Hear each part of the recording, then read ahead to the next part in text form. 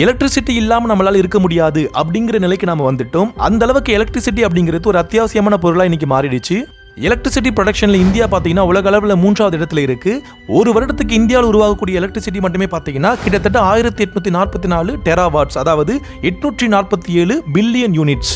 இந்தியாவில் உற்பத்தி ஆகக்கூடிய இந்த எலக்ட்ரிசிட்டி பாத்தீங்கன்னா மேக்ஸிமம் கோல் பேஸ் பண்ணி தான் உற்பத்தி பண்றாங்க. ஆனா 2070க்குள்ள இந்தியா ஜீரோ கார்பன் எமிஷன் அப்படிங்கிற ஒரு டார்கெட் அச்சீவ் பண்றதுக்காக இருக்காங்க. அதாவது நான் ரெனியூவபிள் எனர்ஜில இருந்து ரெனியூவபிள் எனர்ஜிக்கு ஷிஃப்ட் ஆகக்கூடிய ப்ராசஸ்க்கு பேரு தான் இந்த ஜீரோ கார்பன் எமிஷன்.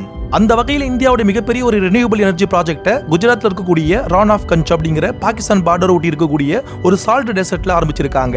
இந்த ப்ராஜெக்ட் பாத்தீங்கன்னா கிட்டத்தட்ட 776 ஸ்கொயர் கிலோமீட்டர் பரப்பளவுல இந்த ப்ராஜெக்ட் ஆரம்பிச்சிருக்காங்க. சென்னையோட பரப்பளவுன்னு பாத்தீங்கன்னா 426 ஸ்கொயர் கிலோமீட்டர் தான். அதாவது சென்னையை விட அதிகமான அளவுக்கு தான் இந்த ப்ராஜெக்டோட ஏரியா வந்து கன்ஸ்ட்ரக்ட் பண்ணிட்டு இருக்காங்க. இன்னமும் எளிமையா சொல்லணும் அப்படின்னா சிங்கப்பூர் அப்படின்ற ஒரு நாடுக்கு ஈக்குவலா இந்த ஒரு ப்ராஜெக்டோட அளவு இருக்கும்.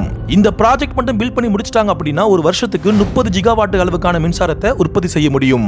அப்படி உற்பத்தி ஆகக்கூடிய மின்சாரத்தை வச்சு 18 இருந்து 20 மில்லியன் வீடுகளுக்கு தேவையான, அதாவது 2 கோடி வீடுகளுக்கு தேவையான மின்சாரத்தை சப்ளை பண்ண முடியும்.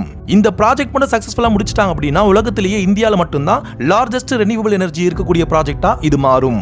சென்ட்ரல் எலக்ட்ரிசிட்டி அத்தாரிட்டியோட ரிப்போர்ட் பிரகாரம் சென்னையுடைய ஒரு நாளோட எலக்ட்ரிசிட்டியோட டிமாண்ட் பாத்தீங்கன்னா 2750 மெகாவாட். ஒரு மெகாவாட் அப்படிங்கிறது 1 மில்லியன் வாட்ஸ். அந்த அடிப்படையில் சென்னையுடைய ஒரு நாள் டிமாண்ட் பாத்தீங்கன்னா 2750 மெகாவாட்.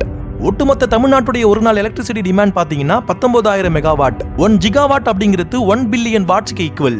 அப்ப குஜராத்ல பில்ட் பண்ணிட்டு இருக்கிற இந்த ப்ராஜெக்ட் மூலமா ஒரு வருஷத்துக்கு 30 ஜிகாவாட்டுக்கான எலக்ட்ரிசிட்டியை நம்மளால ப்ரொடியூஸ் பண்ண முடியும்.